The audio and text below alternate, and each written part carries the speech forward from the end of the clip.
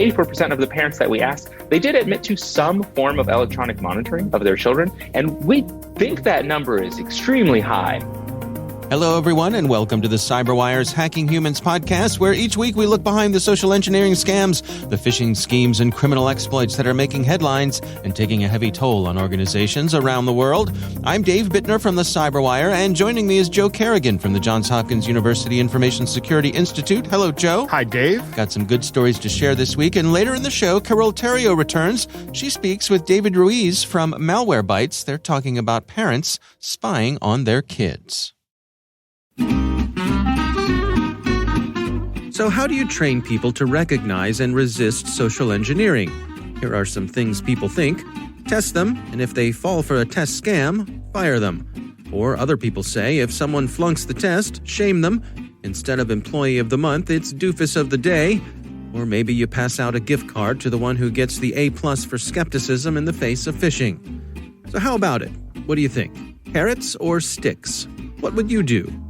Later in the show, we'll hear what the experts at KnowBe4 have to say. They're the sponsors of this podcast.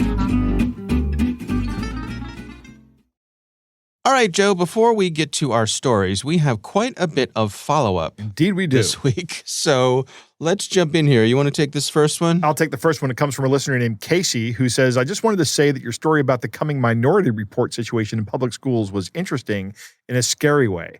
He says he also loves the podcast. Keep them coming. Yeah. No, thank you, Casey, for writing in. We got one from Jonathan. Jonathan says, at the end of the first half of episode 186, you mentioned a programmer job scam where the person just flips jobs every few weeks and never really does anything. Yep. The twist I've seen is where the contractor gets the job, then farms out the actual work to a Chinese or Indian outsourcer at a fraction of their salary and claims it as their own. Having 2 or 3 of these scams going on together at a day rate of about £500 equals about $2,000 daily. Being a project manager with 3 projects is hard, but not $2,000 per day hard. Right. Yeah, that's certainly another way to go at it, I Gives suppose. me an idea, Dave. Boy, Joe sure is on a lot of podcasts lately. I don't know. Is this really a scam? I mean, you're providing the work, you're doing the work for the agreed upon price, right? If the people are happy with the work, then I suppose there's no real problem with it. Yeah, I don't know that because they're paying you for the work, and you're delivering the work. Yeah. What do they care about how it's done? Well, I mean, I suppose it's fraudulent in that if you're representing it as being your own work, then you're not being on the up and up. But ultimately, if they wanted to hire a contractor, they would have hired a contractor. Right. But yeah. I mean, the only thing that concerns me about this is if they're doing it with if they're doing it for a company that is very concerned about intellectual property, I guess, there's your concern is that you're putting the intellectual property at risk. Right. You're offshoring, basically. Right. Yeah, absolutely. Yeah. All right. Well, good point from Jonathan. Yep. Our final bit of follow-up this week, a listener writes in and says, hey, I was listening to a recent episode of Hacking Humans regarding the problem of redirects in web browsing. A site I've found helpful is called Redirective Detective. It rolls right off the tongue, doesn't it? Redirective Detective, yeah. Given the episode's subject matter, I won't provide a link, but it should be the top hit in any search engine. This site allows you to drop in a suspicious URL. It'll check for redirects. Like any tool, it's not foolproof, but something people can use to check for suspect sites. Love the show. Keep up the great work. That's another good one. Yeah. Yeah. I love that there are all these little tools that you can drop suspicious URLs in. You should good to have those bookmarks. So if there is something, you think might be not on the up and up, you can drop it in there and, what do they call it? Pre-detonate it. Pre-detonate it, right.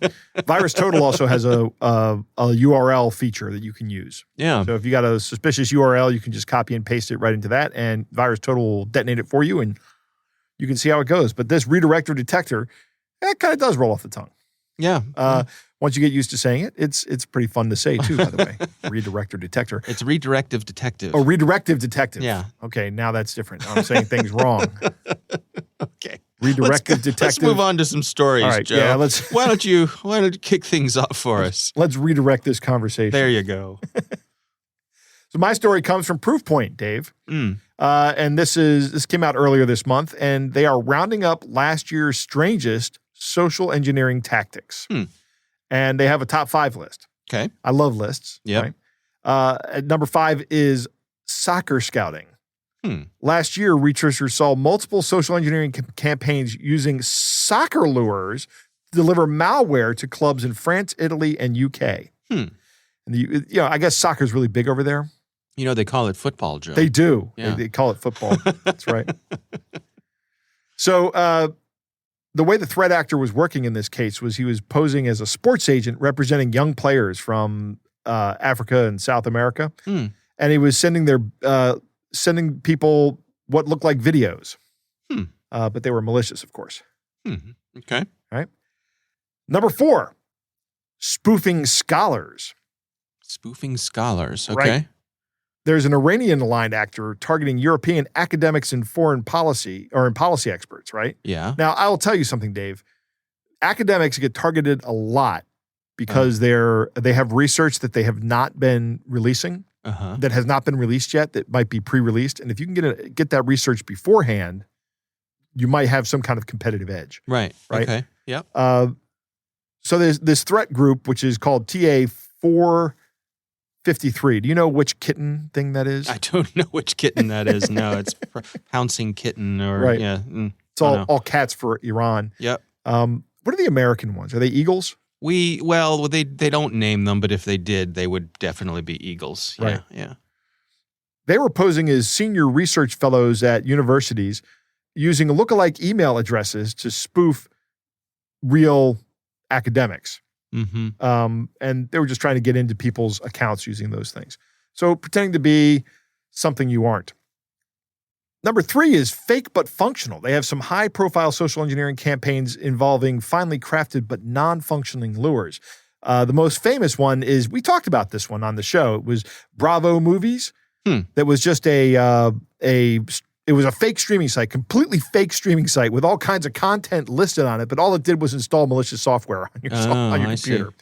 But these attackers are moving beyond that, and they're actually writing stuff that actually works.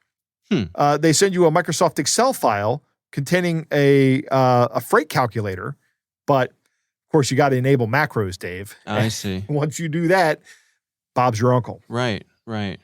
So the calculator works, but you get a bunch of extra stuff that you don't want. Absolutely. Yeah. You get your computer becomes pwned, as the kids say. Right.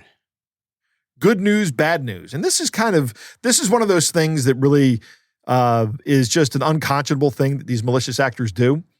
This one is they're targeting people within the same company, and they're sending some of them upcoming termination letters that say you've been terminated, and here's how you get all your stuff in order. And they're sending other people, hey, you're getting a bonus. And they're sending these competing emails into the same company. Can you imagine?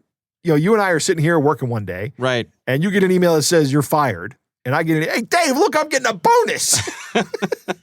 Okay. Right? Peter sent me a big bonus check. Yeah. Hey, they're firing me. Right. You and I would be dubious of that, right? Yeah. Well, but hopefully, because we're steeped in this. But imagine the regular employee who doesn't live and breathe this stuff, right? What does he feel or she feel? The termination one is terrible, right? And there's no good outcome here. Well, and I wonder, does it amp up the emotional response because the people who are feeling bad feel even worse because the people across the cubicle from them are dancing a jig because they got a bonus. Right. I don't know. But I'll tell you that the termination one, I can absolutely see that being one that might work on me. You're being fired. Here's your explanation in this letter. What? I'm being fired? How dare they? Let me click on it. Oh, now I see. Right. And here's my favorite one, Dave. This one comes from Canada, north of the border, if you will, the Great White North. And it is a phishing email that combines the lures of an inheritance with a lottery winning. Now, we've always said if you didn't enter a lottery, then you didn't win the lottery. Right. You didn't buy a ticket, you didn't win a lottery. Yeah. But there's the lure of an inheritance is different, right? Because who knows, maybe you do have some rich uncle that you never heard of, right? Yeah, and that's much more feasible. It can happen. Right. But they're saying, hey, you've gotten both of these and they're sitting in one bank account And the Bank of Canada is going after it right now. So if you buy this ATM card, that'll show that you're interested in the funds, and they'll stop seizing it. Oh, I so see. send us the $100 ATM card, and we'll secure your funds. Uh-huh. Now, if you buy this $100 ATM card, that's just the beginning of the harassment, right? They go, oh, we got one on the line, and they will continue to try to drain your account of all the money that you have. Wow. This is a bit of an aside here, but it reminds me of one time my wife got a nastygram in the mail about a speeding ticket she got in a town in like South Carolina that she had never been to. Right. And they said, well, look, you can handle this. You can do this the easy way or the hard way. Right. You can just, pay for this. She's just like, okay, because if you don't pay for it, you got to go down there and appear in court, which of course is never going to happen. Yes. So she's all right. Let me just pay for this and get on with my life. And no, they do not take credit cards. They do not take, so what you had to do was call the office across the street that someone had set up that would take your credit card, and then they would hand deliver a check to the courthouse to pay off your fine for a small fee. So I'm imagining, Boss Hogg, right? Right? Old JD Hogg, who's set up, with his cousin.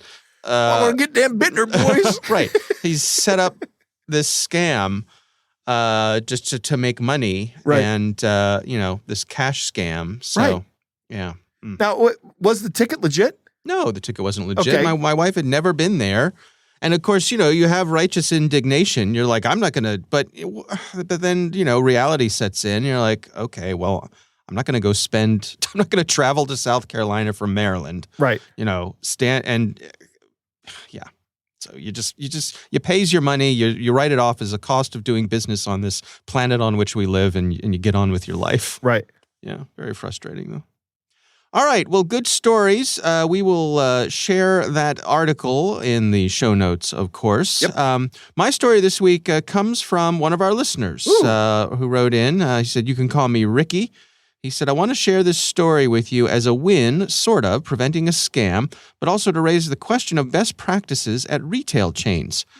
He says, I work for a large tech retail chain in a customer-facing role within the store, but I've also done work with finding vulnerabilities and such, hence my awareness of these scams. Anyway, a customer came into the store asking to purchase a 200-pound Steam gift card. So sounds like Ricky is European. Okay, I was going to say a 200-pound what? No. What in the tech store weighs 200 pounds? That was not the weight of it. That was the cost. British pounds. Right, yes. 200 British pounds for Steam gift cards. Right. Which makes sense. Yes, and he says, now I have some procedures. This is the quick version of how it went. Why don't we do this together, Joe? So Okay. I will play the part of Ricky, and you can be the customer. All right. Okay. So I will say, Ricky said, what are you using this for? And the customer says, I'm giving it to my nephew. Oh, so it's a gift for his birthday. No, he's abroad at the moment and needs to get cash because his flight has been canceled. Can we have a chat over here for a second? I just want to buy the gift card. I want to make sure you're buying the right gift card, sir. Yeah, he said to get the Steam one. That can't be used to get cash out of a cash machine. And Ricky says the customer's a little frustrated now, but he's been doing customer support for years, so he kept him calm enough. Well, that's what he said, so... Have you spoken to him by phone or just messages? Messages. Have you sent him gift cards before? Yeah, a few. He says he's clearly aggravated, but Ricky keeps his interest. How much money does a flight cost? How much money have you already sent? 2,800 pounds. Can you just sell me the damn gift card? If you want them, absolutely, sir, but I'm worried about this. Can you phone him and actually speak to him, please? Just sell the gift card. My nephew wouldn't steal from me. I know he wouldn't, sir. I'm worried that it isn't your nephew. That's exactly my point. And he says the customer buys the gift card anyway. Okay. Now, he goes on and he says a few minutes later, the customer came back. I think he was annoyed at himself as he didn't want to believe that he'd lost his money. He asked to talk to me, and I explained how the scams work. He clearly began to realize. I refunded his purchase that he just made. Good.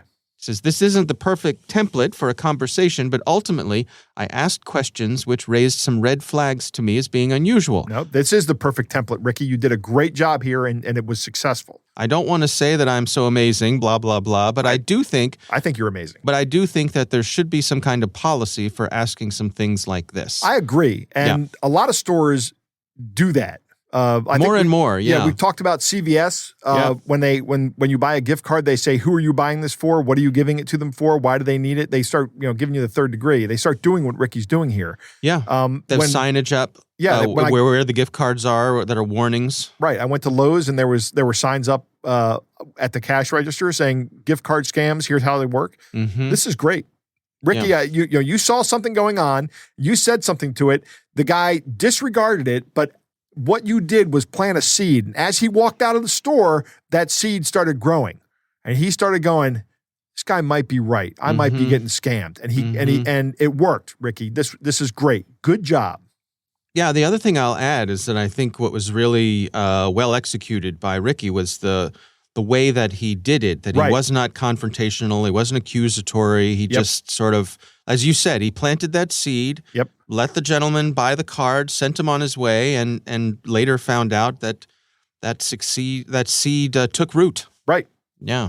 All right, well, Ricky, thank you for sending that in. Again, that is my story for this week. I think it's a good one.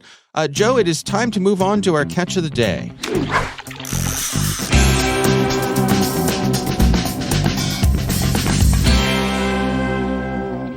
Dave, our catch of the day comes from a listener named Michael, and he writes, this email really looked good. The embedded links do not link to Microsoft. They originate from France. The YouTube link doesn't even go to YouTube. And actually, I looked at the other links, including like the privacy policy, and they all go to the same URL. But the verbiage, he says, you cannot use your own email for this product, raised the hair on the back of my neck. So there's a number of red flags in this email, but it is a well-crafted email, visually stimulating, visually looks good. Not stimulating, but it looks good. So it says Office 365 Business Premium account, get exclusive features and storage, Office 365 app, Microsoft corporate partner, license for schools, home, and commercial use, compatible with all devices. And it lists a whole bunch of other features of this. Right. And then it says important information. This product is an account, not a license key. This is a new account. The account is brand new and exclusive to you. You will receive a unique email and password login details, which you can use to log into portal.office.com and enjoy Office 365. The first time you log in, you will be prompted to set a new password from the default generated one. After set a new password, please save it and remember it. This cannot be used to renew an existing subscription. You cannot use your own email for this product. You can only change the password of this account, not the email address and name of this account. Video tutorial of how to download and activate Office 365 by signing in with a Microsoft account on Mac or PC. And then there's a link to YouTube.be. Right, which is YouTube's link shortening service. Right. But that link does not go to YouTube. It goes to the same website as everything else goes to. Yeah, there's a big red button that says Get Office 365 Business Premium Account. So what? When you read through this, Joe, what are the things that caught your eye? Well, one of the things that catches my eye is kind of what Michael says. It says you can't change the password or you can't change the name or the email for this product. Yeah. Which is weird. I mean, is weird. It's not how these things work. Another thing that catches my eye is it still says Office 365. The product used to be called Office 365, but they since changed it to Microsoft 365. So this, but if you don't know that, you're not going to, and that's a branding decision that not everybody pays attention to. Yeah. And even I am not 100% certain that that's correct all the time. I mean, sure. I'm not such a Microsoft fanboy that I'm like, oh, what are they calling it now? I can never remember if it's Office 360 or Office 365. I'm like, is it 360 degrees of a circle or is it 365 days of a year? I just can't get it straight. Bad decision. Yeah. And are they going to come out with Windows 365? Are they just going to go from Windows 11 to Windows 365? Who knows? Look at that. Look how far ahead we've gone. Right, exactly. These marketing guys wreck everything. It strikes me too that this is kind of along the lines of, There are these scammy, spammy emails that kind of wink and nod at you that they're offering you pirated software. Yeah. Get Adobe Photoshop for $29.99. Not a subscription, yours forever. That sort of thing. And this is along those lines. So I would say, in addition to the things you pointed out, there's also that, if it's too good to be true. Yeah, you're probably buying hacked software. And if you're buying hacked software, there is a probably 90% chance that there's something malicious in it. Yeah. These days, for sure. Absolutely. All right. Well, our thanks to Michael for sending that in. We do appreciate it. We would love to hear from you. If you have something you'd like us to consider for our catch of the day, or perhaps a story, you can send it to us at hackinghumans@thecyberwire.com.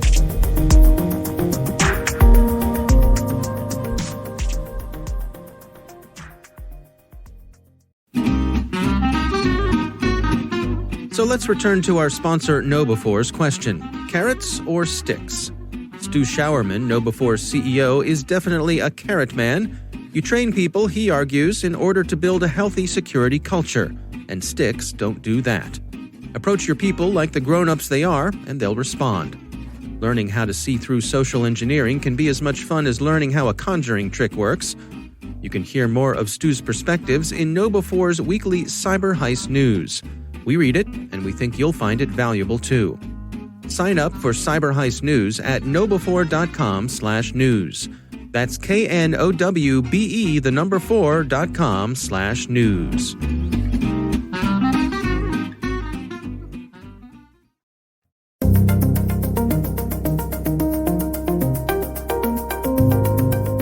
Joe, it's always great when Carol Theriault joins the show, and she is back this week. She is speaking with David Ruiz from Malwarebytes, and they are talking about parents spying on their kids. Here's Carol Theriault.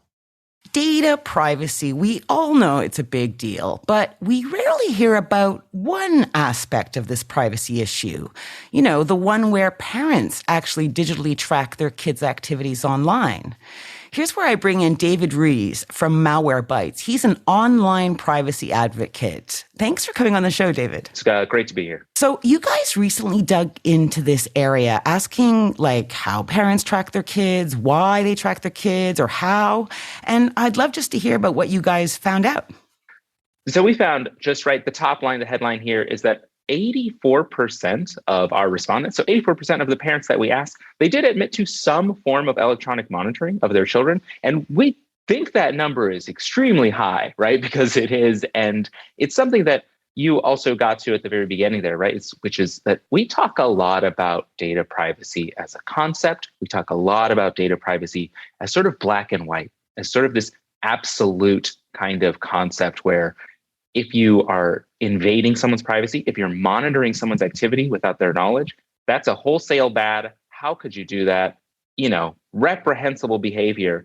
But we are ignoring that there are parents every single day who are faced with this question of, should I monitor what my kid is doing? And they don't really see it from what we learned. They don't see it as this conceptual thing. They don't see it as this big, contrast between two opposing sides. They see it, as we learned, as, can I keep my kids safe? And that's why we see something like 84%, of parents saying that they do it. 70% said they used at least one form of monitoring that they had told their kid about, right? So their kid is informed. So they're saying I'm watching your activity on Facebook, for example, or something like that. Yeah, right, exactly. They say, hey, we know you're going to start using this platform.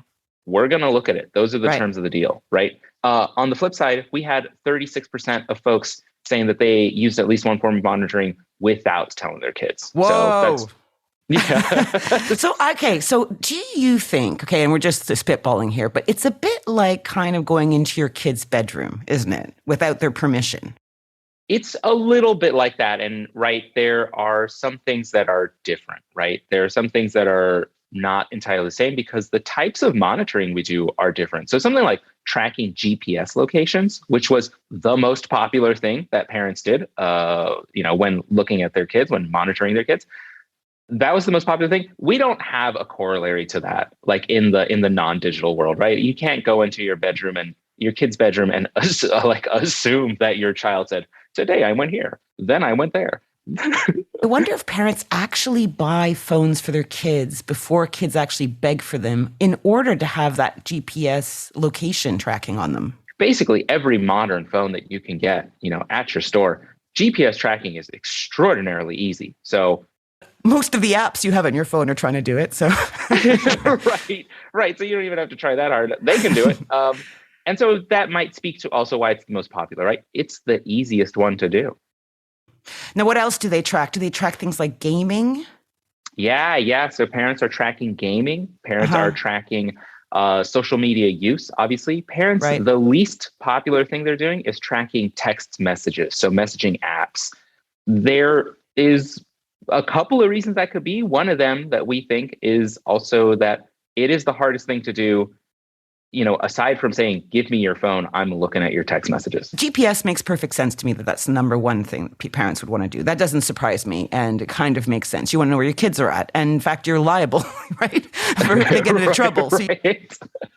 Parents are monitoring their kids' web browsing, right? Which I think also intuitively for a lot of parents makes sense. It's like as soon as your kid is able to use a web browser, as soon as they're able to type in a URL, I can see a lot of parents thinking, well, then you're old enough to, have that URL monitored by me. I need to know what you're doing. I need to know that you're not going to, websites that are one, inappropriate at a certain age level, but two, also just unsafe. I mean, like the internet is not a safe place. It's not a safe place for adults. I can understand parents saying, wow, it took me 30 years to understand what was a sketchy website. A child doesn't have that understanding. Yeah. And especially during the pandemic, I imagine that computer usage went through the roof. Both parents are working, kids are at home. Yeah. Homeschooling wasn't always all that. There'd be behaviors that when things start getting back to normal that you might want to curb. And that might be easier said than done. The one thing that really surprised me, and maybe it's just I don't understand how children operate in terms of like how much technology they actually interact with. Parents saying that they monitor their children's email. More than 30% of parents said that. I realized I was born in a different year. I didn't have an email address, I think, till I went to college. And that was a surprise to me. It's just that email was being tracked. I was like, what do they have email for? Yeah. I don't know a lot of kids that have emails. Actually, no, they have emails to authenticate accounts. Oh, okay. Right? So it may be where it is so you can see what accounts they're signing up to maybe. Yeah. What about ages? Does this start quite young? Did people kind of say, I started tracking our kids at this age? Just really broadly here, we saw that some parents are starting to monitor all types of activities as honestly as early as 3 to 5. And so, whoa, yeah, but it's like, aren't they playing with blocks at that point? Is it like a fake phone? Like, I don't understand how you track your 3-year-old's location and expect to get anything that you don't already have. Maybe, right? A 3-year-old is going to preschool and you're worried about like, okay, is the preschool actually doing what they say they're doing? Do they take them for their walk? I don't know. It's hard for me to even fathom, right? Because they live with you. And they're 3. And they're 3. So normally they're walking by 3. Yeah, they're not driving, but they're certainly walking pretty fast, right? Fascinating. Basically, as soon as a child is able to interact with a new type of activity, a new platform, that is when parents start monitoring their kids. So web browsing became really popular between the ages of like 9 and 11, which is, kind of when you can start entering again, like I said, your own URLs. Social media was quite popular at 12 to 14. Actually, it was the most popular activity to be tracked between the ages of 12 and 14. And that is, again, like when social media, between those ages, social media that's when it starts becoming that kid's life, They live online. So we saw that monitoring was like a response to new things happening in a kid's life. Yes, it's kind of like parents are offering their kids training wheels, as they kind of start exploring this new digital world. Yeah. I just wish that the 36% of kids that don't know their parents have them there did. Yes, I 100% agree. As someone that works on online privacy like every single day, as someone that has seen privacy invaded in, particularly nefarious ways. We're talking about other types of things, non-child monitoring. The least I think you could do is you could transparently tell someone, hey, we're doing this. Obviously, the relationship between a parent and a child is different than something like, two spouses, that's where we really start caring about consent. But you can also care about consent even when your kid is a kid, like it's a transparent and I think a quite respectful thing to do. Online privacy advocate David Ruiz, thank you so much for talking to me about this and sharing your findings. Any kids out there listening to this, your parents are probably on to you, even if you don't know it, so you have been warned.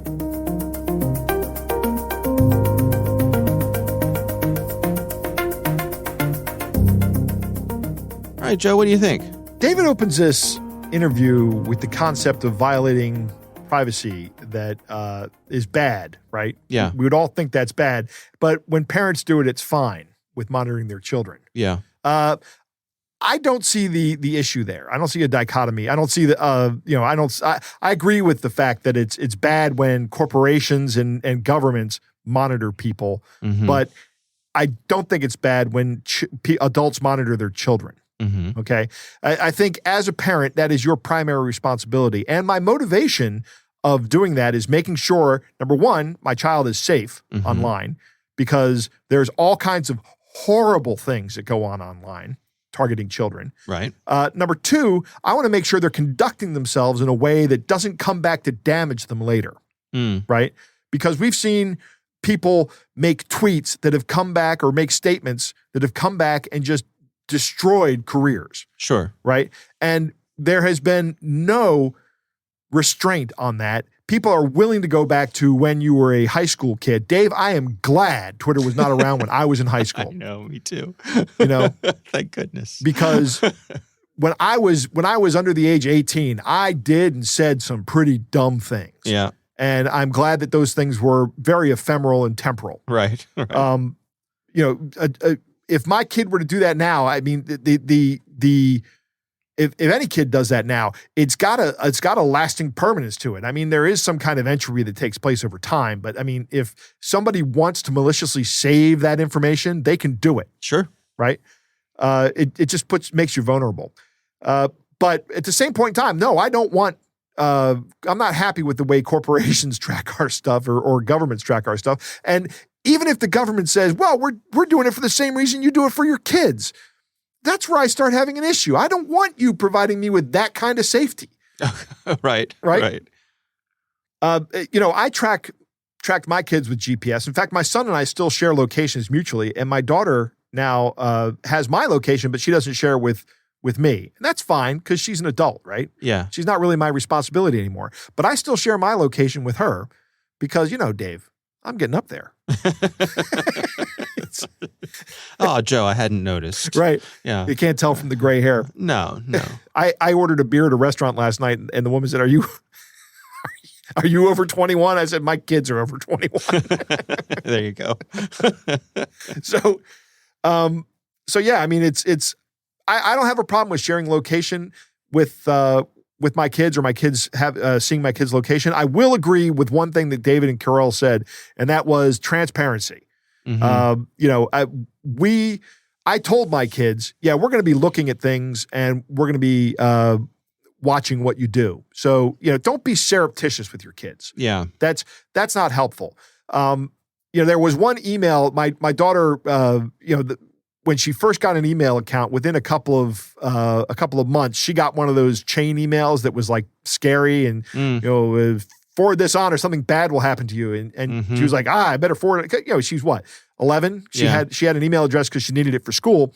And we said, what are you doing here? Don't do this. And she's like, and she said, I was legitimately scared. And I'm like, okay, I understand. Yeah. But these emails are, and I explained to her what these emails are. These are a social experiment by some knucklehead who just wants to see how many times he gets this email back from his friends, right? Or maybe he wants to see if it comes in from other places. But what you've done is you've alienated everybody in your address book. Yeah. So don't do that.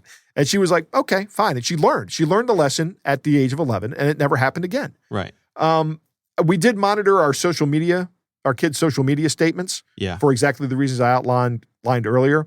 I did tell the kids that I was capable of monitoring their web traffic, but I never really had a reason to think I did.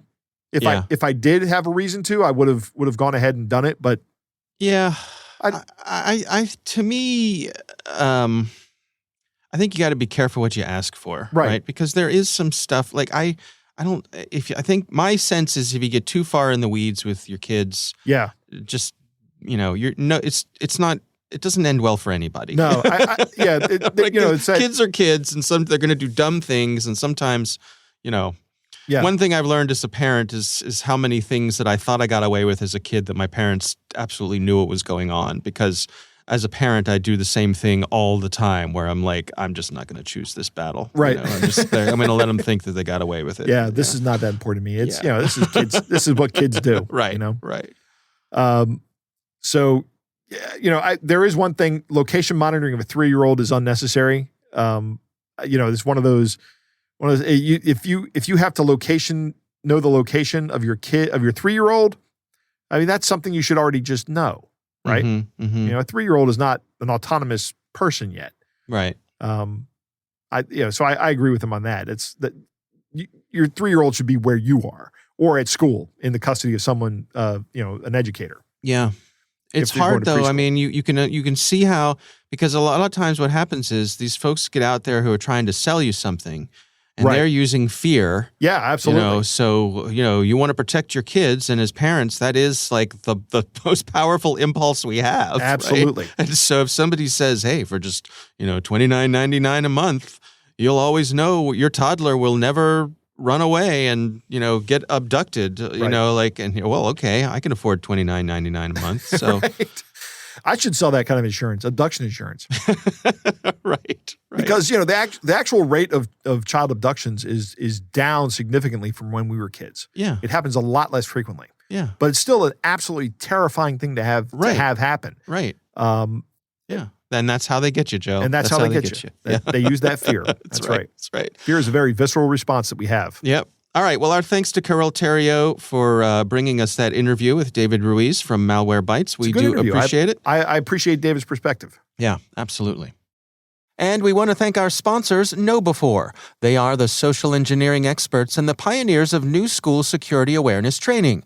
Be sure to take advantage of their free phishing test, which you can find at knowbe4.com/fishtest. Think of KnowBe4 for your security training.